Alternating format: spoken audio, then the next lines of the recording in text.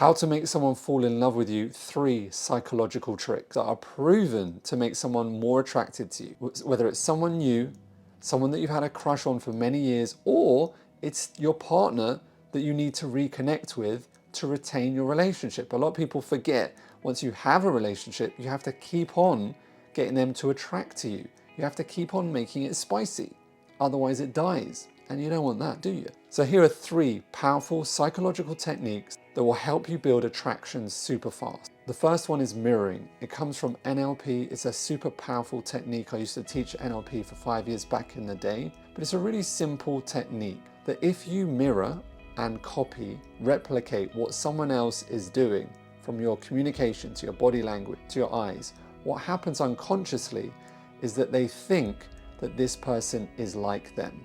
Let me make it really simple. When you meet someone, we tend to like people that are like us. So people say, where are you from? And if they are from the same place, then they'll be like, oh, I'm from there too. And it's like this liking effect. What do you do?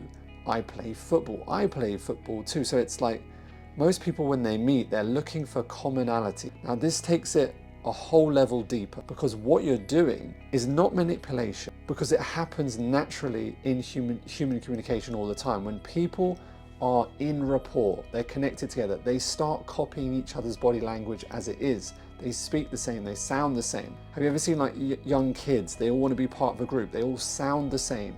They think they're dressing individually, but they all look the same, don't they? And so we have this naturally within how we connect as human beings. And so all we're doing is doing it with volition, on purpose, so that we speed up this likeness. So for example, if someone's sitting in a certain way and you replicate the same way that they're sitting, you're going to increase the unconscious connection. If you speak in the same way or sound the same as they do, you will increase the unconscious connection. The only way to really prove this to yourself is to go out and test it and see it for yourself. When I first saw it, I was like, wow, this is crazy. I was in a business meeting and I was trying to get on board with this networking club. And the guy opposite me was interviewing me. So I thought, why don't I mirror his body language and see what happens? Now he was sitting there with his hands like this, stroking his beard like this, as he was asking my question. So I sat in the same position with him, rubbing my hands, and then I don't have a beard, but I would be rubbing my face when he spoke, when he listened. Now, this is the crazy thing, pay attention. So he said to me, have we met before? And I was like, no, I think I'd remember if we met before.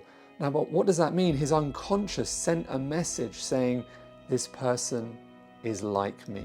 So we mirror, replicate same movements, body language, tones, words, so that we increase the unconscious likeness. Communication has been proven to be 7% words, 38% tonality, and 55% body language. And so if we copy what we can see in front of us, the unconscious starts to go, hey, this person is like me. The second psychological technique is eye contact. Really simple to do, but most people don't notice this. And what you can do is you can start to notice where someone is looking. Now, sometimes people are uncomfortable and they keep looking away.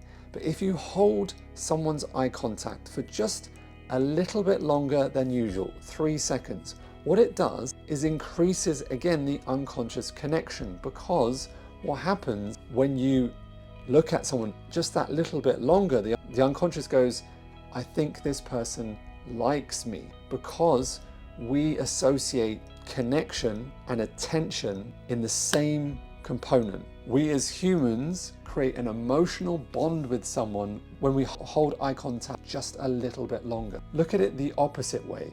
If you want to break rapport, or you want to break connection, then don't look at someone. All right? If you've argued with your partner, what do they want you to do? Look at me, pay attention. So we all want attention, and if you just give that extra bit of attention, it speeds up the process. And the last one, make them feel seen and heard. It's one of the most powerful psychological techniques that will build any relationship. We all want to be seen and heard. We want to feel special. So how do we specifically do that? So in a conversation, I'm going to put them all back together now. So you're going to mirror their body language, mirror the things that they're doing. So they're unconsciously, that big part of communication psychologically, the mind starts to go, this person is like me.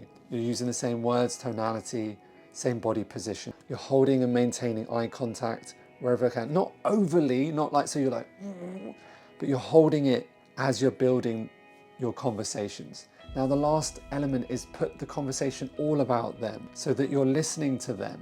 When they're saying something, you repeat back what they've said. And this is a mirroring effect as well. And what this does is it allows them to realize that they've actually been heard. This person is actually listening, which is a novel concept today because most people in any conversation don't really get heard.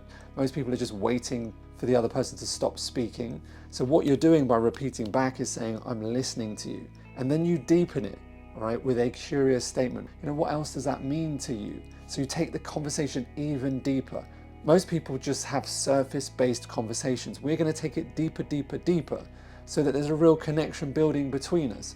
What does that mean to you? Right? And then you're going to empathize with that. How did that make you feel? And validate any emotions that they're expressing, which means that if they say, oh my God, I was really stressed because of that, so that must have been really shocking for you to experience. Recently, one of my good friends lost his child, and I just sat there and listened, and I was like, wow, that must have been incredibly shocking for you. You know, that must have been really tough for you to go through. And then I'd heard from another friend of ours, you know, that he had specifically told one of our friends, and our friend just shut it down because he didn't want to talk about it.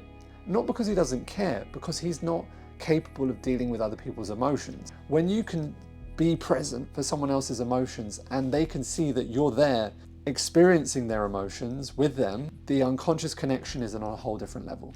Just a heads up, I'm running a free training, the 3 problems stopping you get the relationship you deserve and how to fix them without years of therapy. Click the link, you can put your details in completely for free. I'd love to see you live on Zoom. Because you're not alone, hit that subscribe. I got you.